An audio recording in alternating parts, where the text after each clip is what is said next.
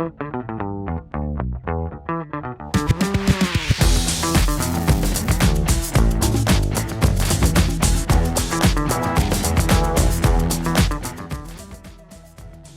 episode of the Predictable Revenue Podcast is brought to you by SDR Pods. Learn how we can build you a fully equipped sales development team to execute on personalized multi-channel prospecting and book you more meetings at the link below. Hey, everybody. Welcome to another episode of the Predictable Revenue Podcast. Today, we have a really, really interesting episode for you because a lot of us thought cold calling was dead. Hell, the Predictable Revenue book even said cold calling was dead. But as the sales landscape quickly becomes more and more saturated with more and more tech, many reps are realizing that the phone is actually, in spite of it all, the fastest and most effective tool for booking meetings. I'm your host, Sarah Hicks, and today on the Predictable Revenue Podcast, I'm going to be chatting to a veteran sales rep and thought leader all about the phones because cold calling is back, baby. He's currently the head of East Coast sales at American Public Media, where he has been 4 years. Previously, he worked at CBS selling national and local radio and digital products. He enjoys the thrill of the chase in sales and is always looking for unique ways to break through to his prospects. Kevin Gilman, welcome to the Predictable Revenue Podcast. Thanks, Sarah. What an opening. That was great. Yes, so I read that from you guys saying cold calling was dead, which I disagreed with then. I still disagree with.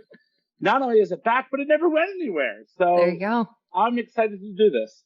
Absolutely. Yeah. Really excited to dive into it. Excited to hear the ways that you have been, absolutely hammering the phones nonstop, how you were still making it effective when so many people thought it wasn't.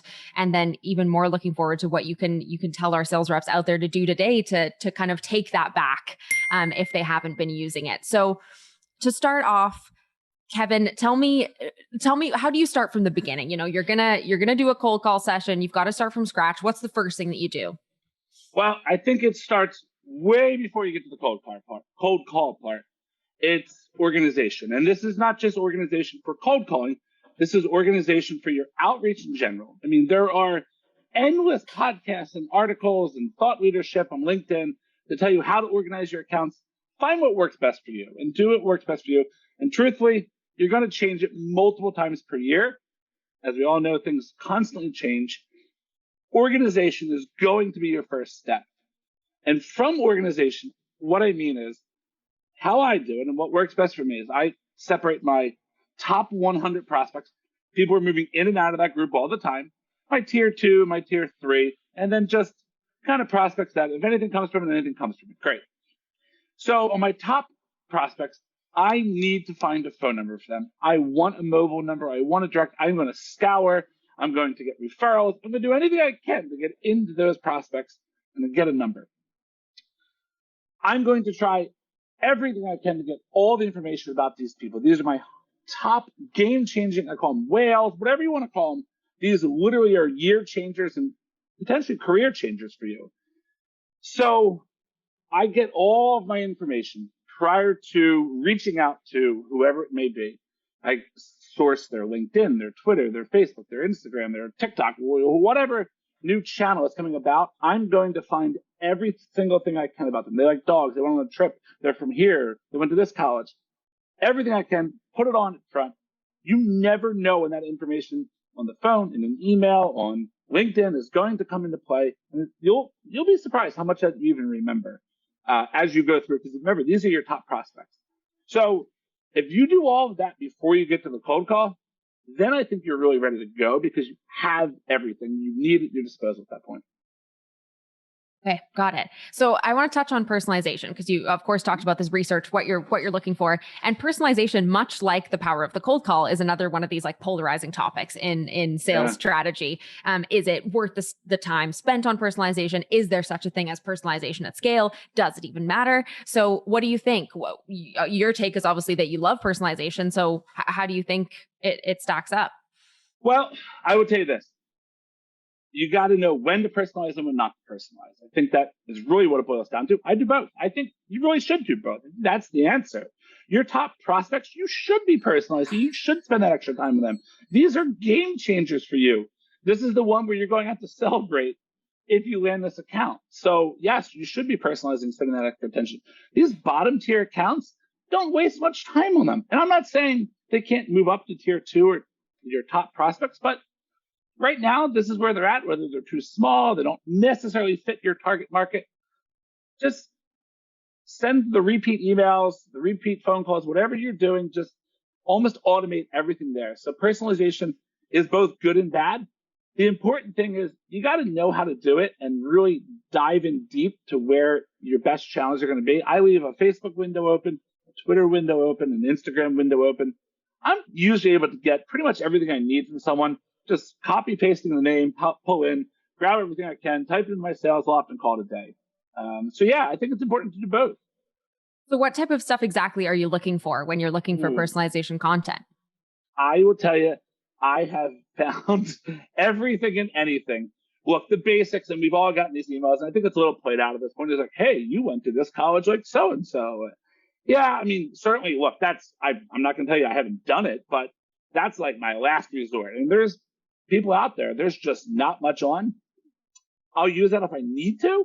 I wrote an email today to a woman I saw via her Facebook that she had twins. They were roughly the same age as my twins. So that's a unique experience. Like I was able to relate to her a little different. She didn't answer me yet, but it was able to at least when she opens it up, be like, oh, wow, this is different than every other email I got today. When she's the CMO of a huge company, I'm imagining she's getting a lot of emails. I'm pulling vacations they took, what they did that weekend, what sports they have on their profile, their kids play, certainly universities, as I said. So like Facebook is a gold mine sometimes because you can see, like I saw a prospect today. He belongs to so-and-so country club. I'm like, hey, he was in the Northeast. I'm like, golf season's only a couple days away, blah, blah, blah. Like that differentiates me than anyone else. Like not only do I know more about him than anyone else, but I know that golf season is coming up because I can relate to that. So I'm able to like hopefully get in the door quicker and easier than everyone else can. Right. So something that I've heard people talking about is like, okay, when you're using personalization content, it's got to be something that you can tie back to your value prop. Yeah. How do you feel about that statement? Well, in a perfect world, I do. I guess I kind of cheat in a way. I will put a GIF or something in there, and I'll say something like, well, in all seriousness, here's why I reached out. So I don't think you need to. I've gotten those emails. I think they're great when you get them. I don't necessarily think you have to. If you can and you're witty and you can pull it off, good, go for it. But I don't think you need to. Right. So it's more about finding something that'll just make you stand out rather than it having to be something that is specific to like the problem that you're trying to solve for them. For me, yeah. And look, I'm a big believer in sales is about what works for you and Absolutely. How it helps you get your job done. And if spending more time on these top email people and tying it back in a certain way is landing you better for you, go for it. Do it. Well, then let's talk a little bit more about time. When do you do this research? Are you doing it before you pick up the phone? How much time do you spend on it? How do you kind of balance that with all the rest of the things you've got to do as a sales rep? Yeah. So when I load a new prospect, or typically the way I prospect is by account. So like I'm working on new account A and I load in everyone into my sales loft and Salesforce that is coming from this company. I typically try to do it then because that's usually the easiest time and you can use it all the way through the funnel at that point. That's the optimal time. And I would tell you 80% of the time, that's what I do. However, I will always have something before I make that first phone call to them, which is typically on my day 3 or certainly before they get to the end of my funnel. Hardly ever does someone get to the end of my funnel where I don't have that information. Right. Okay. So kind of batch that when you get the new account in, because you might have a couple, if not several people from that same account that you're going to be reaching out to. So do all your research on the account, on the people at the beginning when you're first importing them into that sequence. And then you can always refer back to it at each kind of step. Yeah, I think it's important. I look at my workday as like precious from the hours of like my workday is like 7:30 in the morning to like 4:30 in the afternoon because that's what works for me and my family right now. So when the kids go to sleep, my wife's doing whatever she needs to do at that point. At like 8:30 to like 10 on some nights, that's when I'm doing. I don't do outreach then, but that's when I prepare and do these things for the next day or following days are coming from there. You can do as much research as you want at 8:30 at night and not bother people. Mm-hmm. So that's when I try to find ways to get it done. Cool. And then what about some other kind of time management tips, especially with calls? Because if you're targeting many people across like different industries, different time zones in your sequences, what do you do to kind of manage all those different calls that you're making to all these different types of people? Yeah. So thankfully, I only sell in the East. So my time zones are not too diverse. Every once in a while, and as I shouldn't say that, I do have people in Europe and Israel that I do reach out to. So that certainly is at play.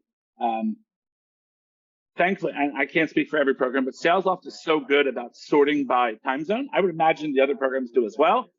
So when I have a call set up that day at 7:30 in the morning, it's prime time to call Israel and Europe at that point. So I'm ready to rock and roll on those calls. I am not calling East Coast people at 7:30 in the morning. 8:30, 8:45 is about the earliest I'll call someone at that point.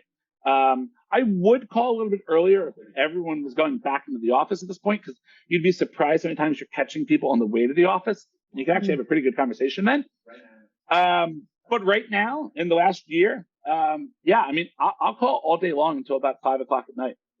Hmm. Well, we've talked about some of the prep and some of the kind of logistics that go behind it. Now let's talk about the channel itself. Why is the phone your favorite channel? Well, I love the phone because it is the clearest way to get an answer from someone. Now, granted, I get it. You're going to have a low pickup rate. You're going to have a low response rate, whatever you want to call it. But man, it is so effective when you get that person on the other end of the line. I'm going to be a lot different than a lot of sales thought leaders or whatever. I love a no just as much as I love a yes, because I now know exactly where this company stands. And if it's a true no for a reason, hey, we're going through a transition, this doesn't make sense for us, call me in 6 months, great, we'll do. I'm not going to fight you on it. Have a good day. Now I know I can move someone else into that spot. I don't have to waste time and outreach on that person. So cold calling is my favorite one. That thrill is like, I've been doing this for 20 years, and that, like, I still get a little bit of a butterfly, like calling, because you don't know what's on the other end of that line. A lot of times you don't know how their day is going, what their life is like. You don't know anything. Yeah, you get hung up when it's fun. And the thrill is just, you don't know what's there. That's so funny. What you call a thrill, some people I know. just sheer terror. So how do you think how did you, is this something that you like just felt naturally? Is it something that you had to, warm up into as you practiced? How do you now have this mindset where it's like, ooh, the thrill of the chase, rather than just like, oh my God, what's on the other end of the line? Yeah, I think it's one of those, I mean, look, I don't want to date myself too much because I'm really not that old, but I've been doing this for 20 years. And like 20 years ago, email was still like a naughty thing almost, it was almost like texting a client now. It's like, oh God, you don't want to spam their inbox with like emails. Like 20 years ago, what we do now with email, they'd be like, oh my God, you guys are inhumane. So I kind of grew up in the sales world on just cold calling. And it wasn't like I would sit down like with like a rudimentary like legal pad and just be like, all right, let's start going today. And that's kind of just what you did. And you got over it. Like early sales for me, and look, the way I started in media sales, they would hire 10 people and like, if one made it, great. And the only way you're going to make it is if you just made a boatload of calls and got a couple meetings out of it. So it's a feast or famine. You either survive or you die. So I learned to get used to it really quick. So what are your tips for the new sales reps that are coming from this generation where, they text before they call and they email before anything else? Like, what is your tip for getting over that? Yeah. So first of all, as I said earlier, I'm a big believer in what works for you and what you think works for your clients.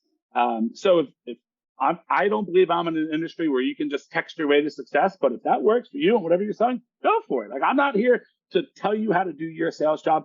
What I'm here to do is show you that like cold calling is not scary. You can do it effectively. So for someone who's new to cold calling, you are going to make mistakes. Just once you know that and you're comfortable enough with it, I still make mistakes. People that have been doing this for 40 years still make mistakes. You're going to call someone the wrong name. You're going to say the wrong company name. You're going to make mistakes. Like, we're all human. You may lose a sale because of it, but I can promise you, you're not going to get fired because you made a mistake on a cold call. So I'm here to tell you, and you can have your boss call me if you get fired because of that, because I'll help you find a job because you're not getting fired because of that.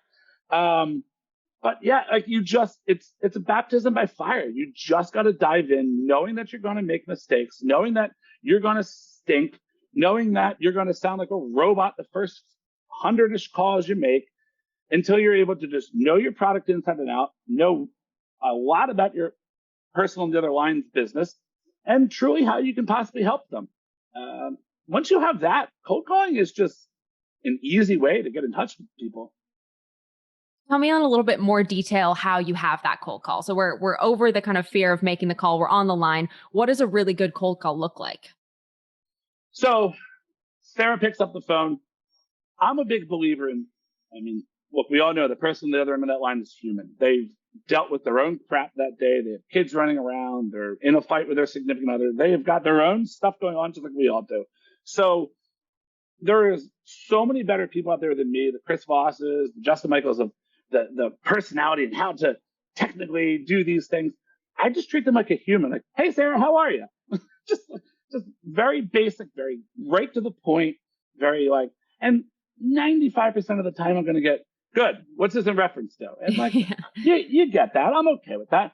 Like, hey, Sarah, this is why I called. I head to sales for Marketplace, and we do a really good job reaching CISOs. And I imagine that's who you guys are trying to reach. Do you have 25 seconds? I can just break down for you what other companies like you guys have done in the past with us. Very, very rarely do I get a no from that. And if you get a no, okay, you call back tomorrow. It's not the end of the world. And usually they say yes, and then that's just selling at that point. You're basically just repeating what you would put into an email for them at that point. And then the hope is to have a conversation. I always say, and I say it many times to younger sales reps, we have a tendency as sales reps to get the prospect on the phone and we're like, oh my God, we got it. Here we go. And we start spewing our life story, our company story, what our costs are, what our benefits are, everything. Like, just take everything and figure it out yourself. And it's like, no, all you're doing, like, I look at it as like almost like SEALs Team 6, like a tactical mission here. Like, get in, get out, get the information you need, set the meeting, and get out. And very, very, very rarely you're going to get someone who wants to have the meeting right then. And look, if you get that, good for you. It's unlikely. But you set the meeting for whatever works for the prospect at that point. Get in, get out. Get what you came to get there for, and move on to the next phone call at that point. Cool. I think that's really important. Cool. Yeah, definitely coming in quick. So help me lay it out. So you mentioned you come in with like a friendly greeting. That's you're speaking to another human being on the other end of the line. So you're going to approach them like you're talking to any other human being. They may or may not respond with anything particularly friendly, but you've like broken that initial barrier. Then next you came in with the kind of like laying out their assumed circumstances. Now, not assumed in kind of a negative way, but just, hey, I've researched your company. You look like this. Is that true? How would you kind of define that little first step of the call? That's really like essentially my value prop almost, kind of in a hidden way. I kind of hide it in there and kind of say like, hey, Sarah, like, I believe you guys are selling to CXOs. Like, a lot of companies that sell like CXOs that have worked with us typically see this. Is that common for you guys? And just, sometimes you're going to get someone who's going to give you no information back. Sometimes you're going to get someone who's just going to start spewing. And you got to be ready to roll with whatever you got. Like, you got to follow that path wherever the person at the other end of it takes it. Eventually, you're going to get somewhere along the line, usually, where someone's going to say, by the way, what is this in reference to again? They may start spewing and then get to that, which is fine, because now you got way more information. And honestly, you're writing notes as you go. And even if you don't set the meeting at that point, you're now using that when you talk to them or emailing them later. Hey, Sarah, when we spoke on March 9th, you said blah, blah, blah, blah, blah. Right. So kind of you're both with that first little piece, you're both checking that it's the right person, sort of like, figuring out if you're in the right place and highlighting a pain that you think they could have. that you could Yeah. solve. And you kind of wait for that. You get that temperature check or that buy-in. Like, does any of that ring a bell? Does this make sense to you? That kind of thing. And at that point, they either answer that question or it's their opportunity to say like, yeah, why are you calling? And either way, you've sort of got permission then to say like, well, customer story. Here's a customer story of how we've helped companies and people that look like you. Is that worth learning more about? Yeah. So yes, 100% all that. I'm not a big just start dumping customer stories on them because one, a lot of my clients that I work with that are in similar spaces, they don't want to give a lot of that information up to their competitors. And I always look at it like, yeah, they're never going to find out. But I like to hold that little bit of secrecy back because that's their business. I don't want to mess them up. So I and if they have a client on the phone ask me, yeah, we work with a lot of cybersecurity companies like Bang, Bang, and Bang. I'll name them, but I won't get into specifics. But yeah, I mean, as I said, I'm trying to get in and out here. Like, thankfully, I worked and always have worked in my sales career at a place that is recognizable. I worked in sports radio at CBS for a long time. Like, people had heard most times of my product before. I'm now working at the largest business program on radio. Like, most of the people I'm reaching out to likely have heard of us before. So that does help a lot. Yeah. Build that credibility. Right. Absolutely. Okay. So we've talked about the call opener. We've talked of kind of like the loose structure that conversation is going to follow. Obviously there's a human element and it's going to take any number of paths from there. How do you get to your answer? How do you get to kind of like figuring out whether they want to have this conversation? How do you get out, I guess, if you're saying you want to go in and out, how do you get out? I think that's largely going to be determined on what answers they're giving you as they go through. It's like you're following this roadmap, and the further down this roadmap you go, it can start diverging in many different ways at that point.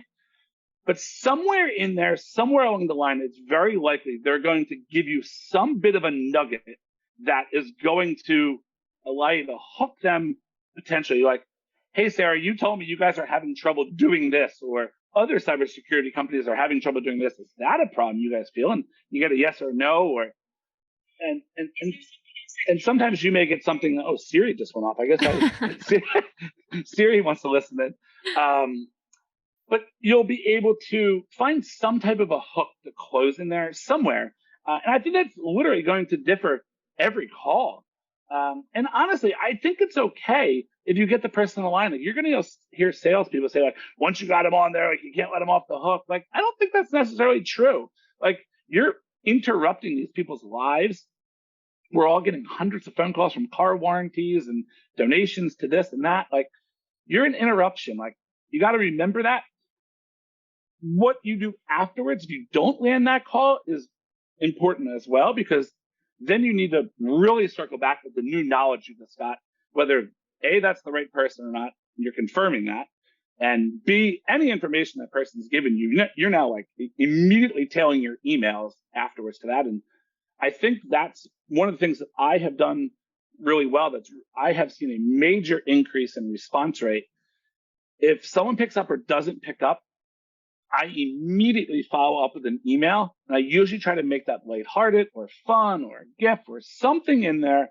And this you can completely automate. This is not something you need to customize to per prospect or whatever like that, unless you've spoken to them and you want to completely customize it to them. But that's really helped me take my cold calling to the next level. Yeah, awesome. Yeah, one of my next questions was going to be how does the phone fit in with the other channels? What's your view of kind of like the ideal multi-channel incorporating the phone? Yes, sales has really developed into in my mind, a great spot in terms of your customers here, and like you got to find them in all these different little spokes, LinkedIn and Twitter and Facebook and events when we did events and emails and calls and you name it. And I think the one that gets lost a lot is referrals. I have so much success from referrals. And honestly, it's not even just referrals. A lot of times I'll reach out to someone and say, hey, Sarah, I saw you were connected to so-and-so on LinkedIn. Do you know him well enough to give me an intro? And sometimes it's yes, and sometimes it's no. I met him at an event one time. I don't really know him. But look, if I land 1 out of every 10 of those, I'm thrilled with that. And even then, it doesn't necessarily mean I'm getting the meeting, but sales is all about surrounding it. I had a success story last week, actually 2 of them in different ways. LinkedIn audio messaging, like inside the messaging app, is really good as well. I had a guy the other day, he wrote back after I sent him an audio message. This is the last step of my sequence. This is like the last ditch effort. And he wrote back, he goes, all right, you've worn me down. Let's do this. So it's like, it's about surrounding the person. I use video. There's nothing other than probably text message right now that I won't do. Why won't you do text? I don't know. I can't get there yet. I can't. I don't know. I'm going to get there. I think it's probably going to happen this year. It feels so invasive to me. Now, look, I will tell you, if I've had a conversation with someone before, yeah, texting's all in at that point. Right. Just complete cold text outreach. The only time I will text cold outreach is if I call someone, get a voicemail, and their mailbox is full. I will say, Sarah, tried to call you today. Your mailbox is full. It's Kevin with Marketplace. Want to talk soon. Just something basic. Okay. Definitely not pitching in that text message. No. Okay. I get them though. I mean, they happen. So yeah.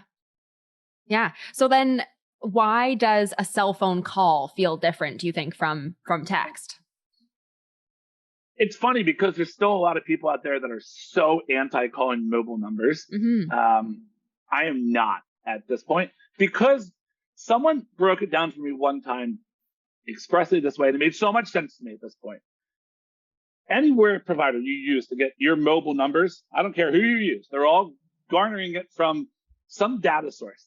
The person whose number you're calling has used that on their signature, on their LinkedIn, on registering for an event or somewhere. That number is nowhere other than that person putting it out there. Right. So if that person's putting it out there, to me, that's fair game at that point. Sure. You're not like getting it in any kind of sneaky way. It's out there for anybody to find. And so therefore, why shouldn't you call it? Yeah, correct. Makes sense. I want to go back to the referrals because I think it's a really great strategy. And as you mentioned, people forget this strategy a lot. Would you ever go for like a referral cold call where you're on purpose calling the wrong person to, or not the wrong person, but someone other than the right person to get a referral via the phone? Oh yeah. I did that via email too. So I call them marketing leaders. I work on multiple different channels to get to that CMO, depending on the size of the company, but usually it's a CMO. So I work my way upscale through demand gen, VP, senior marketing, whoever I need to get up, knowing that the CMO is my ultimate decision maker. And I'm using everything I can. I'm still trying to set a meeting with these people and garner as much information, but I really don't a lot of times need a meeting. A cold call or an email response is best. I'm going top down from a CEO or a COO or president of the Americas or someone like that.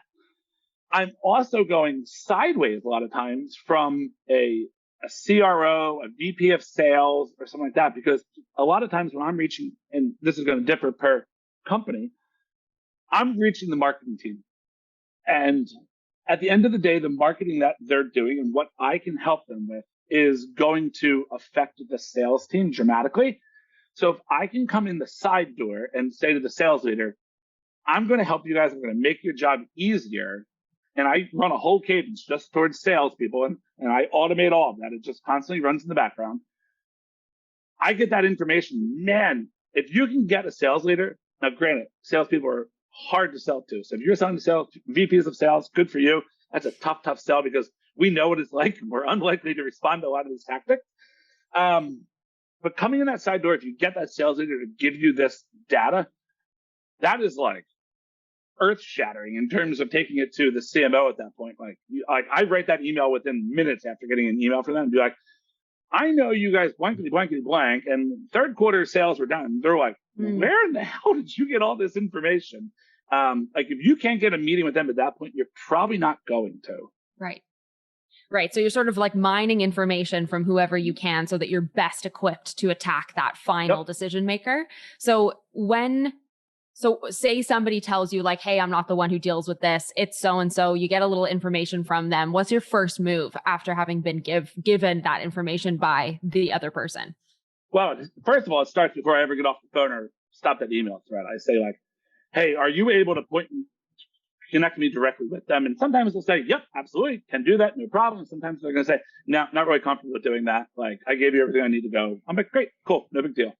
After I get the information, depending on what it is, and if it's good enough, I'm going right away, usually that CMO. Even if that CMO is in a cadence, I'll one-off email them and say, blah, blah, blah. Here's basically what I know now. Here's why I fit. Here's what I can help you with. Here's the problem your team told me you have. Here's how I fix that. And that should change the conversation pretty quickly. Yeah, absolutely. Okay, I want to get back to a couple of other phone tips and tricks, because something specifically that a lot of my SDRs are coming up against, that, and I know a lot of SDRs are looking for kind of good tips on this in particular, is navigating that gatekeeper. What is your move when it's a gatekeeper who picks up? Again, they're a human. You got to be friendly. The good thing with gatekeepers is they're very easygoing. I shouldn't say easygoing. That's not fair. They're used to just getting spammed with phone calls left and right. So you're not like very unlikely going to piss them off unless you're calling 4 or 5 times a day. But you can almost call those people every day and keep trying to get in various different ways. And you just start every day chipping away, getting information, finding more information, even just more information on the gatekeeper. I have no problem doing research on a gatekeeper to say like, hey, Sarah, I was on LinkedIn. I saw you got 3 kids, blah, blah, blah. Like, oh my God, yeah, I have 3 kids too. Great. Like, boom. Like all of a sudden, like you start, and that person may not still send you to the decision maker, but you may find out that a lot of times, and I've done this for gatekeepers all the time, and you ask questions, the email address I was emailing is wrong. A lot of times when you're calling someone in the C-suite, their email format is not like anyone else in the company. So I know for a fact multiple CMOs have almost like a dummy email address that just essentially collects the spam. They never check it, and it's just going in there. And they have another email address that people who know them communicate with them on. So you may start gleaning information here and there. The other thing I do is I'm emailing the decision maker as well and saying like, hey, I spoke to blah, blah, blah gatekeeper and she told me this or whatever. So like you're using any nugget of information you can get as you go through to get in. Okay. And how do you deal with, like, we won't go so far as the rejection. We'll get into that next. But how do you deal with just objections? What's the best way to come at an objection on the phone? From the gatekeeper or just from anyone? Just from anybody. I mean, it could be gatekeeper saying like, no, I don't want to connect you, or the prospect themselves. Yeah. So, I mean, the prospect yourself, it depends what the objection is. If the objection is, hey, look, we've had a really tough year. COVID has sunk us. We're struggling to even float by right now. It's not a good prospect fit right now. Like for me, at least, like what I know about companies is they're likely not going to spend in marketing if the company's in trouble. So like, I'm not writing them off completely, but for the next 3 months and go from there. I'll say like, hey, Sarah, is it okay? I get you. Is it fine if I call you back quarterly to check back in? And usually they're going to say yes. Or they're going to give you a better timeline. Nope, 3 months isn't going to work. Call me back in July. Okay, great. We'll do. And then you just funnel it for July. If that objection is, this makes absolutely no sense for me. We have no need to do this.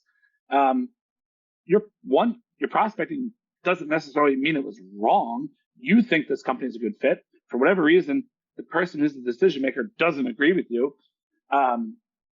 That's part of selling as well, is like trying to convince people to do that. And it doesn't necessarily have to be one over the phone. I'll be upfront with them and say, that's great, Sarah. I understand this isn't a fit for you guys right now. Would you mind if I kept you in my nurture cadence for the next 6 months and followed up with you every 6 months just to see if anything's changed? And very rarely they're going to say no. You'd be surprised how many times those people just are not in the market for that at that time, but 3 months on the road, they email. The other thing is, I get this one all the time, and I'm sure all salespeople get this, is we have your information. We'll call you when we're ready to work with you. Oh, that's great. So I can tell you right now, salespeople, I have done this 20 years, and only one time has someone called me back and said, we're ready, let's talk. So I have made 50,000 phone calls, emails, you name it. I've had one person get back to me and say, now's the time. So no one's calling you back. So the objection to get around that is exactly that. I'll say, Sarah, I totally understand. This doesn't fit for you guys right now for the reasons you described to me. And I understand you said you're going to call me back. But I will tell you this. I've been doing this for 20 years, and no one has ever called me back before when they're ready. And usually what happens is you end up going with a competitor because you forget who I am. So would it be fair for me to call you back every 3 months? And it's very likely you're still going to get a no at that point, but that doesn't mean you can't call back within 3 months. So just keep going after them.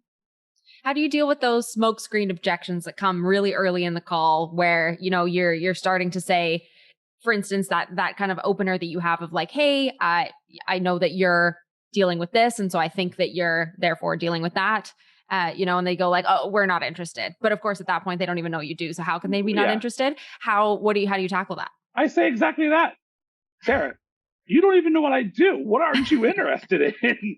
And usually you get some stuck. We're just not interested in onboarding new vendors right now. I'd be like, how do you even know I'm a vendor? Like, right. And I'll say, and a lot of times I'll just be honest with them and say, Sarah, look, obviously I caught you at a bad time. Is it okay if I call you back next week? And truthfully, that's probably the case. I'm not there. My favorite one is, and I get this all the time, and I'm just flat honest with people. I believe in kind of radical candor in that regard. My favorite one is, I'm in the middle of a meeting. I can't handle this right now. And I say, you picked the phone up during the meeting? And they're like, well, it's starting any minute. I'm like, oh, well, I thought it was that person. So what I do immediately afterwards, and I just booked a meeting on this the other week, is I will respond back and say like, sorry to catch you in a meeting, blah, blah, blah. I had a guy the other day. He's a CMO of a Fortune 500 company. And I caught him. I never have got him on the phone before, nor did I think I was going to get on the phone. He was expecting a mattress delivery, and he got a random number. It's just dumb luck, right time, right place. Yeah. And he picked up, and I started going in, and I said, blah, blah, blah. And he goes, I'm really sorry. I thought you were my mattress delivery guy. They told me they were downstairs, and they were going to call to get into my apartment. I said, no big deal. I'll let you go handle that. I followed up immediately with a GIF of like a car with a mattress bouncing on top, like kind of something like, aren't you glad I didn't deliver your mattress, but I can't help you, blah, blah, blah. And that was one of the times I could tie it back to business. And he wrote back and goes, there's no way I can't book with you at this point. Thanks. So like all sales is just a numbers game. Like no email, texting, video, cold calling, whatever is going to work 100% of the time. Because if it did, we'd all be doing it and we'd all be multiple millionaires. So it's about sticking with it, trying new things, diversifying your tactics to get in front of your prospects. Makes sense. One of my very last things on calls here that I'd love to hear your take on is the voicemail. What do you do for a voicemail? I have read so much about like 1 out of every 3 should be a voicemail, like 3 out of 4. Like I'm sure there's some type of science behind how many you should leave or whatever. I typically am leaving a voicemail on every single one. And after you start having that prospect go through your funnel, you know the people who get to the very end of the voicemail and it's like, so-and-so's mailbox is full. So like I will hang up on those. But like I'm leaving a voicemail because it's just another touch point. I want them to hear my voice. I want them to hear my company name. I want them to, yeah, that's the guy. And honestly, I have had feedback from clients to say, I have heard from you many times. I know I needed to get in touch with you. I know you make sense for us. I just haven't had the time. I'm not going to sell myself short on any of that. I'm going to leave voicemail everywhere I can. I know on a lot of these multiple one-to-many calling programs like Connect and Sell, I know there's a bunch of them out there at this point. You can drop in voicemails. I'm totally for that as well. So I'm pro voicemail. Amazing. Well, thank you so much for walking us through, everything that makes cold calling not only back, but still being a powerful channel that you've been using for many years. Incredible to hear, your experience, your take on how to leverage it to the best of our abilities. Now, let's imagine that there is a East Coast marketing leader listening right now. I want to give you the opportunity to pitch your services and also give all of our listeners and SDRs out there, sales reps, an opportunity to hear a sales veteran like yourself give their pitch. So why don't you give it to us? Yeah. So my program Marketplace is specifically designed on helping C-suite executives, corporate decision maker, director level and above, the people who are pulling the purse strings in these companies. We're designed specifically on reaching these individuals. And there's really nothing better out there on the radio, TV, print aspect to reach corporate decision makers other than what we do. We offer category exclusivity. We do everything we can to put our clients on a pedestal. And I have your audience. I can help you reach them effectively, and a lot of times within a lot cheaper of a budget than you may even realize. So marketing leaders on the East Coast, and honestly, even if you're not on the East Coast, I can direct you to someone on my team who's not on the East Coast and who handles the West or the South for us. We have your audience, and I can help you reach them.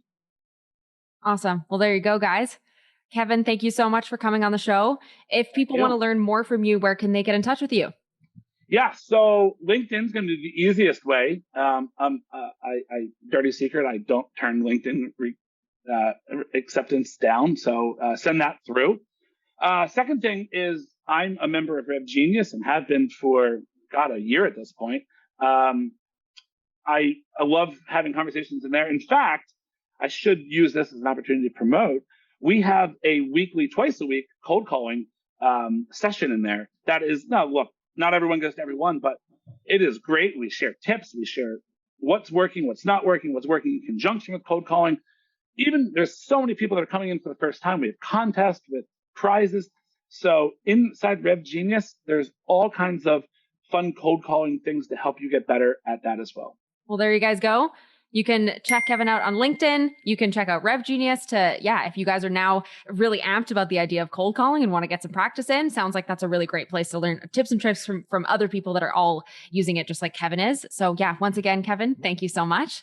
And thank you all you guys for coming to another episode of the podcast, and we'll see you next time. Thanks, Sarah. Have a great day. See you, everyone.